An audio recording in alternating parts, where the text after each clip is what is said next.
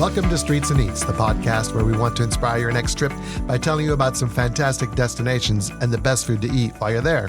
Now remember, until the world opens completely back up and you feel safe to travel again, use this time to research and plan. That's what we're here for. In this episode, we're going to take you to one of my favorite cities in the world, Istanbul. This is one of the most exotic and amazing cities we've ever been to. We've been to Istanbul more times than we can count. And I've been there even more than that because I went there as a child as well. It's one of those cities that's like a siren and it calls you back over and over again. I'm not sure if it's the history, the food, or just the plain old character of the city, but it is amazing. Amazing. There's so much to do that's traditional and cosmopolitan at the very same time. It spans 2 continents. It's unique and it's tons of fun. We want to talk about Istanbul today mainly because we miss it so much. We can't wait to go back to Turkey as soon as this pesky pandemic has run its course. I'm done with it. Right. But as I said, I've been to Istanbul. It's one of those cities that I remember because of part of it is my nostalgia from when I was a kid. Yeah, you lived like right across the water from there. Yeah, so it's on the Marmara Sea, and across the Marmara Sea from Istanbul is a city called Yalova. Now, Yalova, when I lived there, was a dusty little town, and it was amazing. We were 30 kilometers from the Air Force base that my dad was stationed on, and we used to take these blue Air Force buses back and forth so that we didn't have to be dependent on mom and dad picking us up. So even as a 12, 13-year-old, I was pretty independent, and I was all over that place. But I remember especially that the school I went to on the base had about 200 students, middle school and high school. And the whole school would pack up and go on field trips together. So we went on field trips to Istanbul all the time.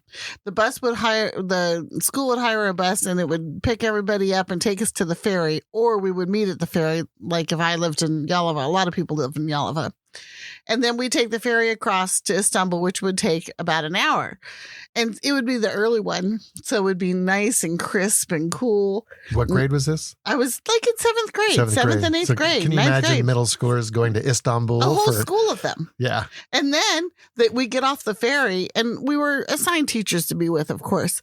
But it was not as, rigid as it is today. And I remember getting off the ferry in Eminönü and then crossing the Galata Bridge and running up the Galata Tower. And we just had the run of the place. So I'll talk about that a few times when we mention some of the places that are so nostalgic to me as we go through places of to see and do while you're there. But just know, I know that if you go there, you'll love it as much as I do. Yeah. Jim, what was your first impression of Istanbul? Well, the first time I went to Istanbul, I was, of course, older. You were married to me and had 2 children. To live in Turkey until, our 30s or 40s, I guess. 40s, yeah. I had visited Turkey early on in my Air Force career on a TDY, and we got to tour around the country a little bit off duty, but we didn't get up to Istanbul at all. So I've always wanted to go to Istanbul. Constantinople. It's been one of my dream cities. Istanbul, Constantinople. How's that go? Istanbul. I don't know, but I don't think you Something do either. Like that. That's probably the wrong tune. I'm famous for that. There is a song. Anyway. I don't know where it's from. But yeah, it has always been one of my dream cities. So to get the chance to go there was incredible. I think we went almost right away after we got to Ankara, where we lived for 4 years. Yeah. We lived in Ankara, which is the capital of Turkey, for 4 years. And if you know anything about Turkey, Ankara and the Anatolian side is 100% completely different than Istanbul. Actually, there's nothing in the world like Istanbul. Yeah. It's just so unique. Such a unique combination of history. Yeah, we did go to Istanbul right after we moved there. It was one of our first trips. Yeah, we took the overnight train, and which is an experience in and of itself. Taking the train from Ankara to Istanbul, it goes through the countryside, and then it comes into that northwest corner where it starts to approach the Black Sea. And that's an incredible train ride in and of itself. eating in the dining car and just watching the scenery go by. And then you go to sleep and you wake up and you're approaching Istanbul and you're starting to see the city, and it comes into the station at Haydarpaşa, which is on the Asian, is it the Asian side? Well, actually, I think Haydarpaşa is like on a little island by itself. It's in the middle of well, it's got to be on the Asian side. Island. That I know. Yeah, it's on the Asian side because you're coming in from you're on a train, the east. duh. And you get off the train at the station. It's one of those. It feels like an island. Really, yeah. It's one of those really cool old European stations in that European style where all the trains come directly into one big open building and they dead end at the end of the tracks. Yeah. And the station platforms go all the way out through the covered area of the station. Yeah. It's very cool. The station itself is worth a very cool place to go. And you get off, and of course, there's porters wanting to carry your bags and touts. And now they're not quite wearing fez or like shalvar pants, But you're in Turkey. That's for sure. In Turkey. And that's an experience in and of itself, just walking through the station, like we said. But then to get to the main part of the city, because you're still on the Asian side, and you want to get to the European side, cross the water. Which, I mean, come on, Istanbul, that's why you're there, to go through the straits. And so you get on the ferry, and it's a city ferry. So it's cheap. It's a cheap public transport. And it takes you across the water, bobbing and weaving through all of the traffic. There's so much traffic. There's fishing boats, tour boats, and other boats. ferries going here and there, ships traveling through the straits to the Black Sea and then out to the Mediterranean the other direction. And it's just an incredible, just going through the water is amazing. But across the water, you see the Golden Horn, you see all the minarets of the mosques, Hagia Sophia, the Blue Mosque. You come around Hagia past... Sophia is not the Blue Mosque. Hagia Sophia and the Blue Mosque. That's what I was trying to say. Sorry. You come past Topkapi Palace. And just the oldest part of the city that's got so much rich history. Well, it's got such an amazing city skyline. Yes. Because, I mean, there are mosques in other parts of the world, but this part, nothing like a Turkish mosque. Well, and nothing like all concentrated in this one little area. So you see minaret after minaret with domed roof and just, those red tiled roofs. It's breathtaking. It is. Quite frankly, it's breathtaking. And you're coming in the morning. The city is alive. There's a little bit of maybe some marine fog laying around with some mist, and the smells and the sounds. It's just incredible. It's everything that you dream of. So when you think of Istanbul. So I think that the first time you go to Istanbul, obviously, is going to be your most amazing and memorable memory. But once you get there, you'll want to go back again and again. And even if you fly in and you take the tram in from the airport, it's still you're still going through the city and seeing all the sights from the windows for the first time, and it really just captures the imagination. So when is the best time to go, do you think? I mean, I like it any time of year. We've been so many times. We have, and I think we've been every season. So let's break it down a little bit. If you go in the winter, it's cold, but it's not as cold as other parts of Turkey because it's not out on the plains. It's near the water. It does have some snow occasionally, once or twice a year. And it's chilly. I would say you would want a winter jacket, and you probably want to, if you're touring and walking around, you probably want to take a few more chai or coffee breaks. Right. To your coffee breaks. Hat and gloves. We always say, layer. Yeah, but other than that, it's really not bad at all. Not too bad at all. Spring comes around, however, and Turkey, I don't know if anybody knows this, but Turkey is famous for tulips. Everybody always thinks of the Netherlands. That's right. And the Dutch tulips, where did they come from? They came from Turkey. They A came gift from to Turkey. to the queen or the king. That's right. So most people didn't know that that's where the Dutch tulips came from. They came from Turkey. They originated and were first cultivated in Central Asia. So they too have this beautiful April sort of Dutch tulip festival, not Dutch, but just tulip festival. Turkish tulip festival. And they're beautiful. They're everywhere. And Tulips they're just, everywhere. yeah, it's just a beautiful time to go. Plus the weather is spectacular in the spring and the Right. fall. It is not Clear too skies. hot. Yeah, clear skies. It's not too rainy. The weather is just amazing. It's chilly in the morning and the evenings, but during the day it's pretty nice. You're not going to have too cold of temperatures. You can really get out and have some fun. Then, of course, summer. I mean, it's on the water. It's just beautiful. So it's going to get hot, but it is on the water, so it's not going to get as hot as in other parts of Turkey. No, and they have these islands, 9 islands off the southeastern coast of the city called the Prince's Islands. Princess as in multiple one prince. Yes, exactly. And just for centuries, people have been escaping the city and going out to these islands. And this is one of the things I too did with my school when I was in 7th or 8th grade. We took the ferry over to Istanbul and took the ferry to Bucharest, which means Big Island.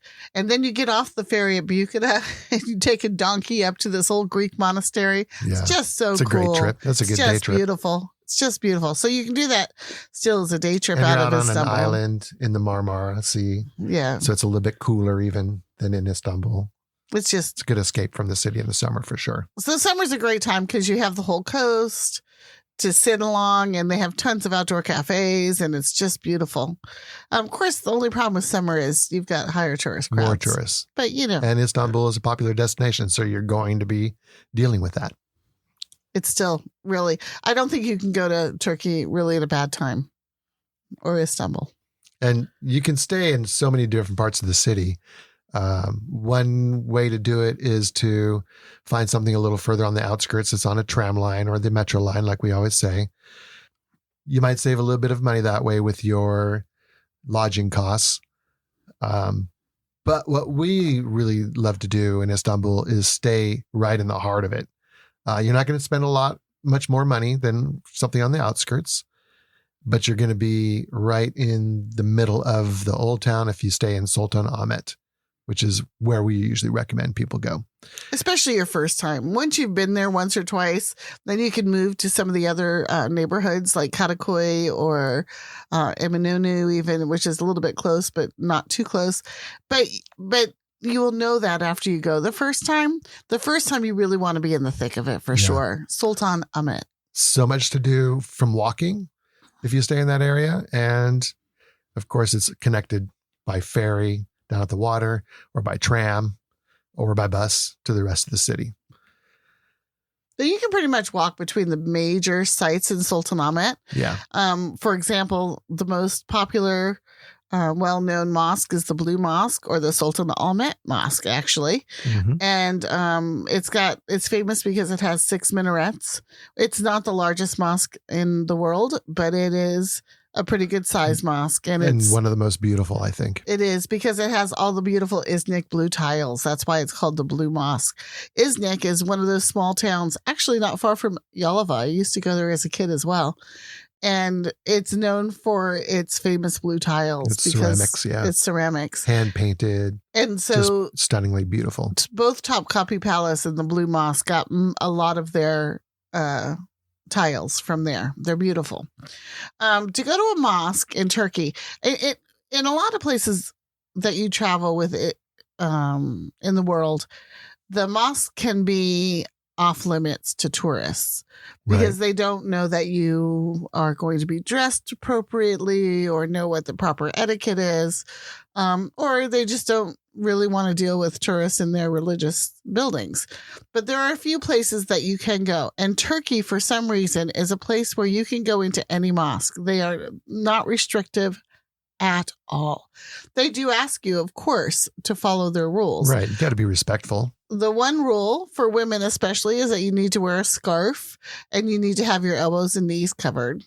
And everybody, man and woman, needs to remove their shoes before entering. That's right. So wear socks. And if you don't bring your own scarf, which if you're traveling to Turkey or anywhere, you should bring a scarf that's yours anyway. But if you don't, they provide them for you. And so you just borrow one and put it on, as you're going in. And then you just sort of make sure that you're not there during Friday prayer times, because Friday is the holy day of the week, and that you're very respectful of people who are there to pray or to, do what they're doing, meditate, whatever they're doing. But it's so worth going to the Blue Mosque and just wandering around, looking at the chandelier, looking at the tiles, looking how big the dome is, and seeing all the different kinds of people that were there. One memorable time, I think the first time Jim ever went, I have pictures of these Kazakhs in their Kazakh their black robes. Their black robes and their furry hats and their very Asian sort of weathered faces, and a whole group of them came out. It was just such a moment, because they were so impressed with going to the Blue Mosque as well. It was really neat. Yeah. And walking around the outside of the Blue Mosque is just as incredible. It's got the huge walled in courtyards with the columns and pillars around it, and the intricately carved doors and stuff like that. Yeah. Beautiful. It's just beautiful. Everywhere you go, it's gorgeous. Now, another place that is a must do is called Hagia Sophia. And it's right across that. Well, I mean, you call it a courtyard, I guess. Yeah. But it's a very massive area. And it's all gardens between, and fountains, and which is a beautiful place to walk as well, and just to maybe sit on a bench and watch the world go by in between the Hagia Sophia and the Blue Mosque. To have both those stunning pieces of architecture on either side is incredible. The Hagia Sophia had its start like 5th century, built by Alexander the Great as a church, and it was the first of its kind to be built with that huge dome structure, really impressive. And then Constantine came in, and that's why it was named Constantinople, because he made it the head of the Christian church. Yeah. So it turned into a Christian church. And then for many years, long after that, it went back and forth, Christian, Muslim. But then for many years, it was also a museum. Yeah, right. Just and you're recently. Right. It wasn't built by Alexander the Great. It was built by Constantine the Great. Yeah, Constantine. Right. And then it was a mosque for the longest time, converted to a mosque, but they kept at least most of the massive, beautiful gold mosaics inside the church. Those are still on display. And it was turned into a museum, so they weren't actively using it as a mosque for the longest time. But then in the last year or two, the president decided that it would become a mosque again. And there's good and bad with that. It does kind of add a little bit of restriction to when you can go in. Like you said, you can't go in during prayer times. But because it's a mosque, it's free to enter. So you don't have to pay to enter the Hagia Sophia anymore.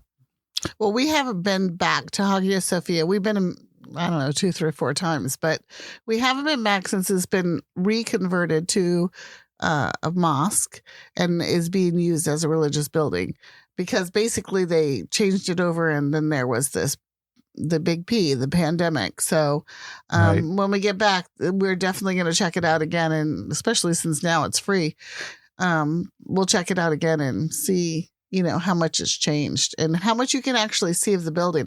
I think that might be one of the downfalls, is that. Yeah, you used to be able to explore quite a bit through the building, the upper floors. You could get somewhat close to the mosaics and up into the dome. Yeah, I don't know if all of that's still open. Yeah, or if you'll be able to wander the building quite as freely as you used to be able to. Well, we'll see.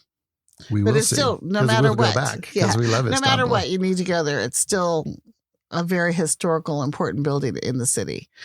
That same area is where the old Roman hippodrome was, or Greek hippodrome. Yeah, probably Greek. Greek and then Roman. I'm sure it was both. That's the amazing thing about Istanbul. I mean, it goes back centuries and centuries and centuries. It's so amazing.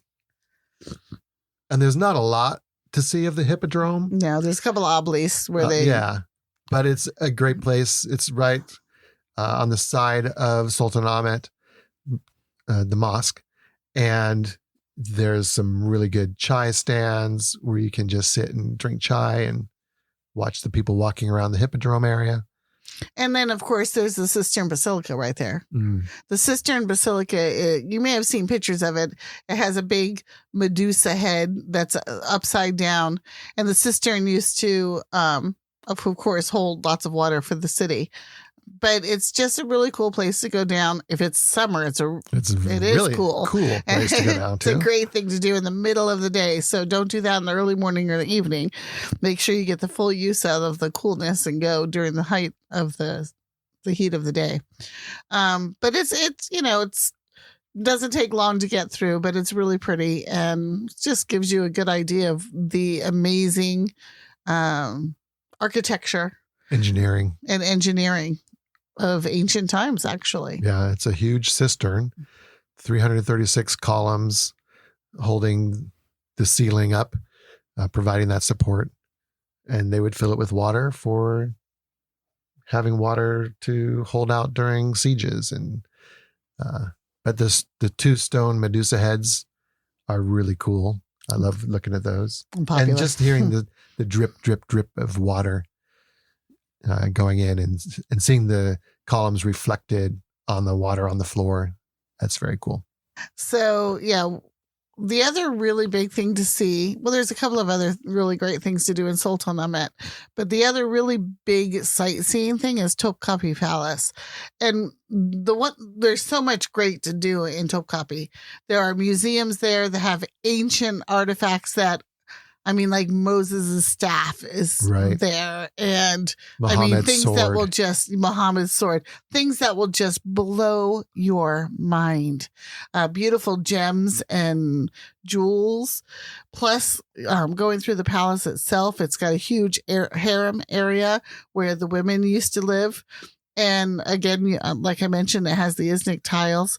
It's a place where I think we spent at least 4 or 5 hours there. Yeah. And half a day at least. At least half a day. It's just and it does have a cafe there, so you can sit down and have a cup of coffee and take the load off your feet for a few minutes or get something to eat. But you can't pass it up. It's just amazing. And if you go through the Topkapi, anything you read about Shahrazad, what's her name? Scheherazade? Yes, I'm saying it wrong. Scheherazade and the Arabian Nights, you can see it. That's what Topkapi sort of means to me, even though it's not Arabia. But it gives you the idea. It's beautiful. Yeah. It's one of the best museums I've been to. It has a huge weapons collection. Old palace at the same time. Yeah. And of my course, favorite probably is the weapons collection. Of course, it's got a gorgeous view of the Golden Horn. I mean, it's right there. Right on the water. So beautiful. Don't miss it. And all of that is right there in the Sultanahmet area. Well, also, you're usually looking for something to do in the evenings, right? And there's a couple of ideas that we have right there in Sultanahmet.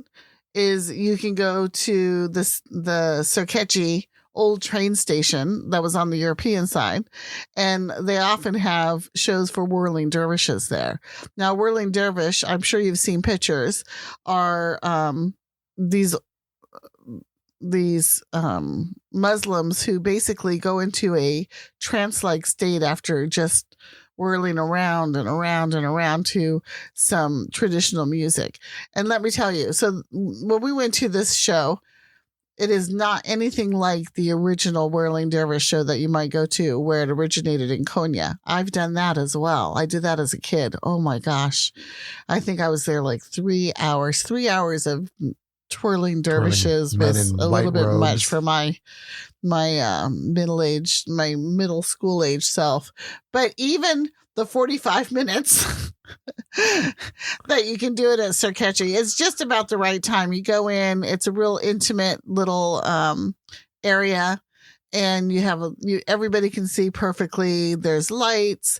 By the time it gets going and they do the talk and the show for 45 minutes to an hour, it's just perfect. It's just the right amount of time. And you really get a feel. It's very tastefully done. Yeah, it is. You still feel the respectfulness of the fact that this is a religious experience for these dancers. And it's just magical is not really the right word. Exotic for sure. Exotic, yeah. Old, like old timey, just something that would Keeping not history alive. really seem to exist in today's world, but it still does. Another thing you can do is go to a hammam, and I've written extensively about hammams on my site, Reflections en Route. But basically, a hammam, a Turkish bath, everybody's heard of Turkish baths, and most places around the world sort of copied it. Have picked up something like it. But I'm going to, I'm going to say Japanese onsen, Korean baths, all the places I've been, even anywhere in America that offers a Turkish bath, there's nothing quite like a Turkish, an authentic Turkish hammam. And you've got to do it. And it is fabulous. And you know what's really different too? Because of the covering up the bodies. Now, men are stark naked, right? You have a little towel. You have a towel that you wrap around your waist. Oh, you do? But then when you're laying on the marble, you don't. But the women usually wear their panties. So if you're going to go into the hammam as a woman, you won't bring an extra pair of panties, but you wear them in there, and that's to keep your, not have everything hanging out, I guess. But they still touch you pretty much. Well, not everywhere, but they're giving you pretty good massages when they clean you up. Good massage, exfoliation. Splashing with hot water, splashing with cold water. What I would do is I would go to the hotel that you're staying at and say, where would be a good one to go to? There are some that are more geared towards tourists, and there are some that are more traditional. The first time you might want to go to one that's more geared towards tourists. But then at some point in your trip, get to a more authentic one that's going to be in a centuries, maybe 1,000-year-old hammam building with that ancient marble everywhere, and get that full experience. And the great thing about hammam is I would do that early in your trip because it gets you over jet lag. It's a great cure for jet lag. Yeah. And then the other big thing to do in Sultanahmet, maybe one of the biggest is the Grand Bazaar. The Grand Bazaar. And boy, is it huge. It's labyrinthian.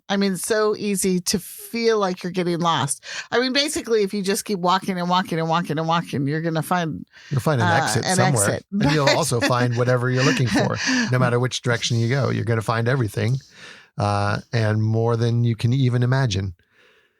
But there are some signs that help guide you around. So you kind of want to get a sense of which gate you came in and which gate you're heading to if you don't want to get lost and spend extra time there. But yeah, every time we've been there, I've ended up in different parts of the bazaar and seen different things. There are something like 2,000 stalls. Yeah. It is amazing. It is just... It's a whole covered market. It too has tiles, carpets, and beautiful... tiles. Well, the decorations of the... of the bazaar itself is beautiful with its arch ceilings and its tiles and just old-timey steps and things like that. But then, you can buy literally everything that you could buy anywhere else in Turkey. It is gorgeous. Yeah, so if you're not going to get a chance to get out into the countryside, it's the place to buy your souvenirs or that carpet that we were talking about. Trays, clothing. But you don't have to worry about buying it there either. There are plenty of shopping opportunities. Of shopping opportunities in Istanbul, no matter where you go. So that's pretty much the Sultanahmet area. Now down from there, the next most popular place probably is Eminönü. And you've got to go to Eminönü anyway in order to take, like Jim said, any of the ferries. That's where a lot of the ferries are leaving out of to go to the Asian side or further down the peninsula or whatever. But there's some really cool things right in the area of where the ferry docks as well. There's Galata Bridge, which when I was a kid, they had restaurants on both levels. Now they only have it on the lower level, and there were definitely fishermen hanging off of there, and it still has fishermen hanging off. The fishermen are still there. In my mind, it was just so much more chaotic as a kid. Yeah, and probably. Yeah, I don't imagine the tram went across then, although you may not remember. I don't remember the tram at all. Yeah. As a kid, I don't think there was a tram when I was a kid. It's a pretty modern tram system, it is. Metro system, I should say.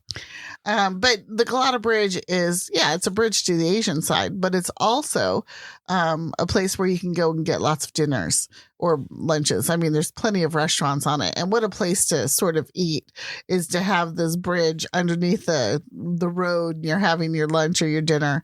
And then one of the most popular things is they have a lot of anchovies or sardines, fish in general, as well as a mangal, which is a grill. And they just cook, grill it all up right there. Like your lamb skewers and things like that. It is something you have to experience. It's fantastic. In that same area in Eminönü, down by the water, there is the fish boats. Which? The balık ekmek boats. Not fishing boats that are going out to fish, but these little boats that are tied up along the wharf by the bridge that sell fish sandwiches. And they're ornately decorated, they're crazy. From they're ancient times. Looking. Very oriental looking. And then they have the stand for the actual restaurant part of it, more on the cement. But what you do is you go up and you go to the fish boat and you say, how many do you want? Because that's all they have. İki tane balık ekmek. Right. Lütfen. Two fish sandwiches, please. And they'll put onion and cucumber and a little bit of lettuce on it. And then you splash lemon and a herring. But it's not, we just learned this, it's not a herring that was caught right there at the bridge. You might think it is from all the fishermen, but no. They sell way too much fish from the fish boats to have been catching it right there on the bridge. This is, it's frozen fish. So it's actually previously frozen, but it doesn't matter. It's delicious still. It's an experience. And They're throwing it basically all over the place. The boats are rocking in the wakes from the ferries and the other shipping that's going by. And you're on these little plastic tables. They have usually some lemon juice on there you can put on your fish sandwich. And they have like the pickle guy selling juice that you can have some of the traditional pickle juice. I forget what it's called, but because I'm not a fan of it. The pickles. And of course, any other thing that you want. And they even have, they'll have little desserts and stuff. But it's quite an experience. And, I thought at first that this would be just for tourists, right? No. It's not. No. The Turks, they just love it. It's always busy. Now, always. it has shown up in the news a couple of times recently. Saying they're going to close them down. Closing them down. I hope they don't. But I hope they don't. I hope they're not already closed down as we're recording this. Yeah, who knows? Anyway. Same area down there is the Yeni Cami, the new mosque. Although I don't think it's very new. It's not new. It's just newer than Sultanahmet Mosque. And what's cool about Yeni Cami is it has tons of pigeons and they sell pigeon food down there. Yeah. It's a big open square area. It's a right huge next to draw. the Spice Bazaar, which I actually like the Spice Bazaar more than the Grand Bazaar. I think most people do. Yeah. You're not going to be able to buy the same stuff that you can get in the Grand Bazaar, that same amount or quantity of things on offer. Or as expensive as stuff. I don't think they get too expensive in the Spice Bar. The Spice Bar, by the way, Bazaar, is actually called the Egyptian Bazaar. Market, yeah. That's true. Okay, because they sell a lot of spice there, I think it picked up that name. And so you see the stalls with the colorful spices all piled up into these really neat cones, and what else? Dried fruits and nuts. And then they have this great coffee cellar that's right out the back door of the Spice Bazaar. And you can smell his coffee. They're roasting it right there. All over the place. Oh, people are standing in line for a good hour to get fresh roasted coffee. One of the things that we don't always do, but sometimes we like to go to the restaurant right inside the Spice Bazaar called Pendelli. And what's beautiful about it is it's part of the building and it's been there for years. Yeah. It's one of the oldest restaurants in Istanbul. It is. And it's got it's just gorgeous place to sit. The restaurant offers basically Ottoman and Turkish food, and it's maybe a little bit pricier than some of the other restaurants in Istanbul. But you're paying more for the atmosphere. But you're paying for atmosphere and where it is and the fact that it's been there forever, and lots of famous people have eaten there, including Corinne and Jim Vale. That's right. Tell them we sent you. Anything else in that area? Yes. Pasha Mosque, the oldest mosque in Istanbul. Is it the oldest? I believe it is.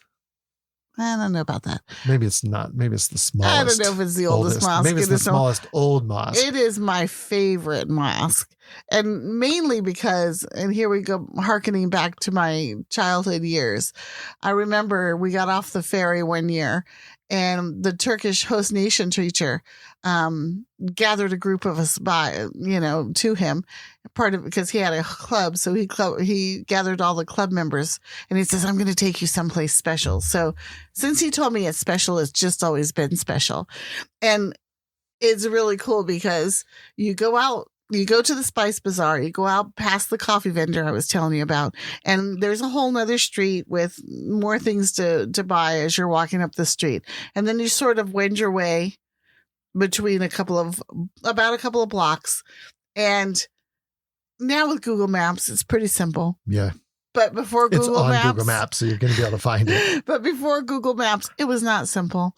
And I remember trying to take my family there before we moved away from Turkey. And I had such a hard time finding it that we ended up having to ask directions, even though I thought how simple it is, only a couple blocks behind the Spice Bazaar.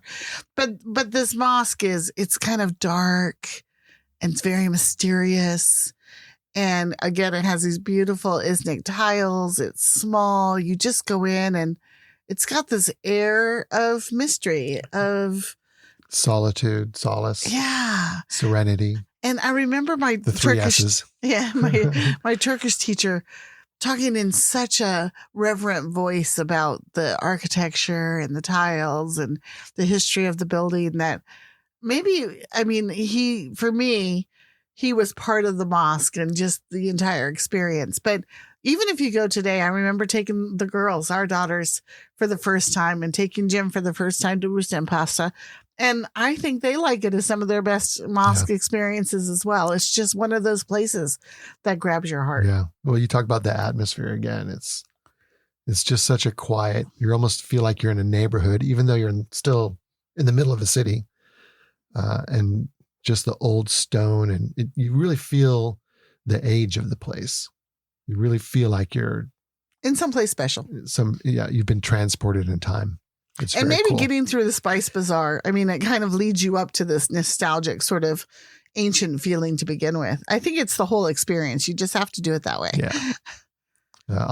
If you go out the Spice Bazaar the other way and walk towards Sirkeji Station, you're going to walk past. Oh yeah. It's like a shopping street.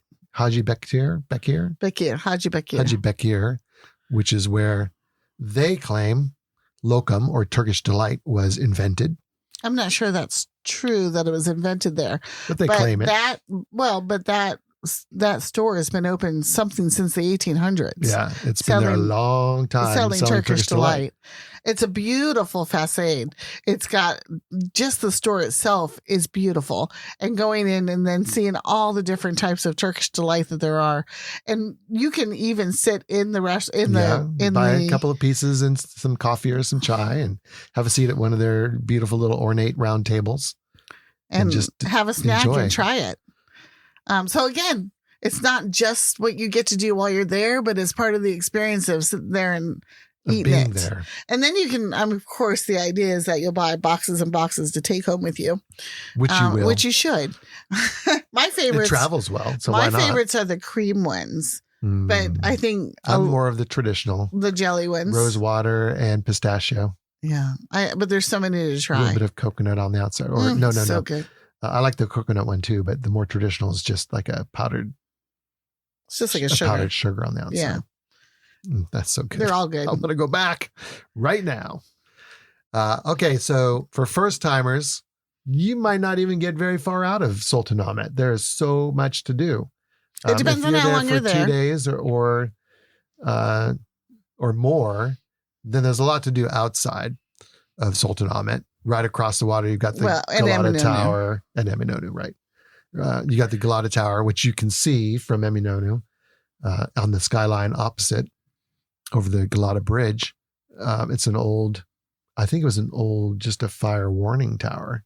But it's gorgeous. It's a stone tower and there's a cafe on the top and probably served as a prison at some point in time, like most towers did. All towers. But yeah, now it's a restaurant and a museum and it's a great place to go for an evening dinner at the top of the tower looking out over the city. Great views. I personally wouldn't go there for dinner. I would go there after dinner and look at the views and maybe have a chai. I think that's what I would do. Because I don't think the cafe is there mainly for tourists. And to be honest, I don't think I would recommend it as far as eating a dinner. For dinner, actually, a better place would be the Hamdi. Yeah, much better place would be Hamdi. Which is right next to the Spice Bazaar again. Yeah. And what's nice about that is it's right on the Golden Horn. It's got a rooftop restaurant. So it's like 4 or 5 stories up. There's no very tall buildings in Eminonu at all. I think they're probably restricted on their height. And it's at that height. Well, and it's great because it has an outdoor balcony. So you can go out there and take all the pictures you want of you and your party and with the sun setting or the sun already having set. And the restaurant itself has great Turkish food. It has lots of meze, has a whole meze tepsi that they'll bring around. A meze tepsi is appetizer tray.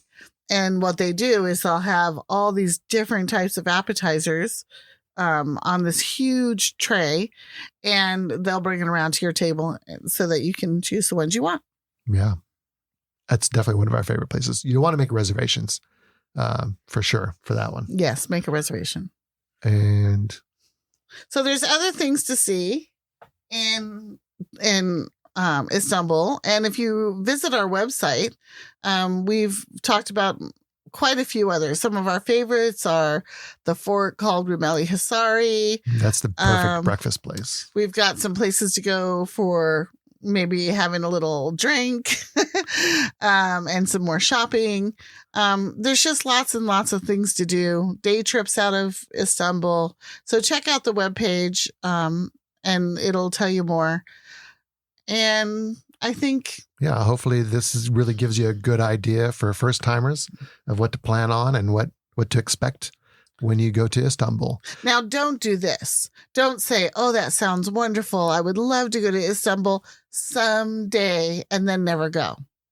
You go back to Paris instead. Don't go back to Paris. Go to Istanbul. Go to Istanbul. Istanbul is so... I mean, I love Paris. Don't get me wrong. Right. I love London. Don't get me wrong. But Istanbul... it's got to be the best city in the world. And it seems so exotic and maybe difficult for a first-time tourist. But it's not. You'll be fine. But it's really not. English, of course, is not an official language or anything, but it is a cosmopolitan international city. So English is a very common language. You really won't have language difficulties. Getting there on Turkish Air. Get around. Is one of the best airlines, Turkish Air. The exchange rate is in our favor. Super favorable. So you won't be paying anywhere near as much as you would be paying in Paris or London. So take it from us and go someplace a little bit different and really memorable. Go to Istanbul. And then, but like we like to tell people, go to Istanbul for sure.